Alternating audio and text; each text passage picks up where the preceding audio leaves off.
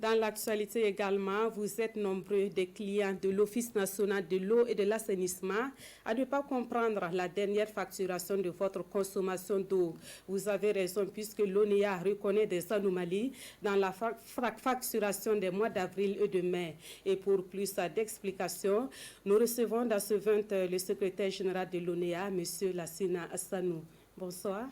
Bonsoir, madame. Alors, c'est ce qu'on vient de dire. L'ONEA reconnaît des anomalies dans la facturation des mois d'avril et de mai. Qu'est-ce qui s'est passé? C'est exact, madame. L'ONEA le reconnaît.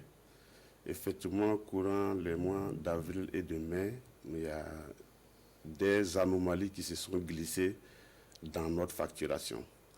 À quoi cela est dû?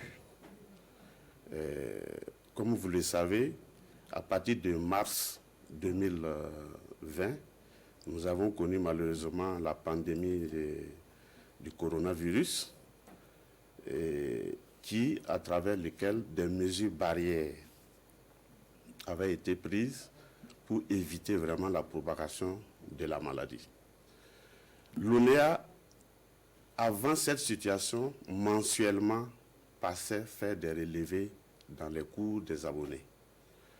Alors, avec cette situation, dans les soucis du respect des mesures barrières et également un souci d'éviter la propagation de cette maladie, a décidé de ne pas laisser sortir ces éléments, ces releveurs, pendant le mois d'avril. Alors, du coup, lorsque les releveurs sont ressortis, il y a eu beaucoup plus de temps qui s'est passé. En principe, votre consommation, elle est estimée, elle est calculée sur la base de 30 jours.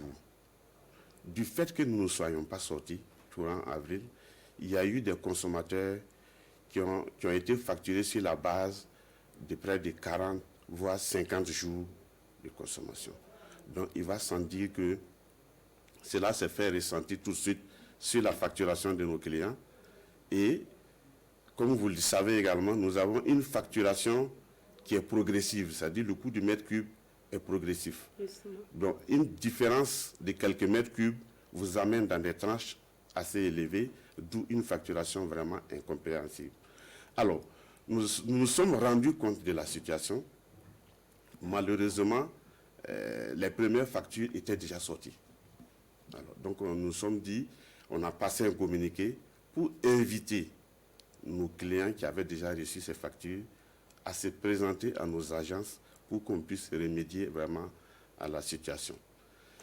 Et vu l'ampleur de la situation, après analyse, nous avons donc décidé de rattraper l'ensemble de ces 2 mois de consommation, c'est-à-dire retraiter la facturation. Alors, actuellement, à ce jour, sur ces 2 mois, nous savons exactement ce qu'a consommé chaque client, puisque les relevés ont été effectifs.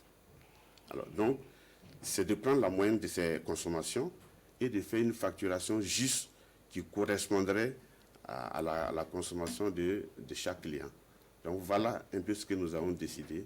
Et en plus de ça, compte tenu vraiment de ces désagréments, nous avons décidé de lever l'ensemble des pénalités, des retards qui devaient frapper l'ensemble de ces 2 mois de consommation et permettre aux clients, en tout cas, de régler les factures dans des délais qui seront fixés sur de nouvelles factures qu'on va les transmettre. Autrement dit, les factures que les clients ont déjà reçues ne sont pas valables?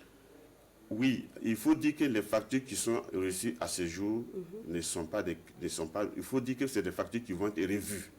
D'accord. Voilà. Et naturellement, pour la plupart des clients, le montant des factures qui seront revues seront naturellement vers la baisse, quoi. D'accord.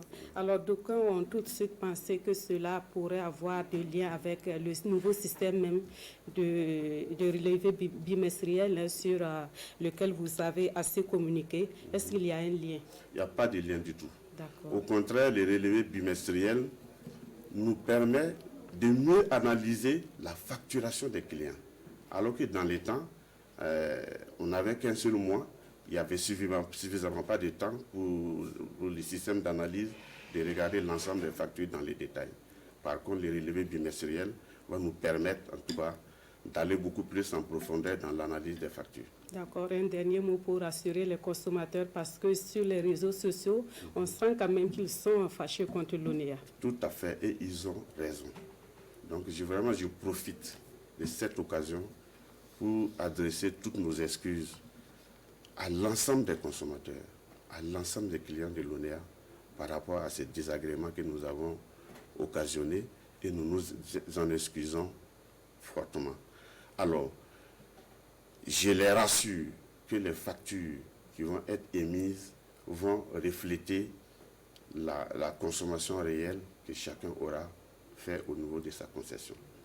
Donc, vraiment, encore une fois de plus, madame, toutes nos excuses à l'ensemble de la clientèle. Merci beaucoup. Merci, monsieur Sanou. Nous espérons que des clients comme moi sont rassurés. Donc, après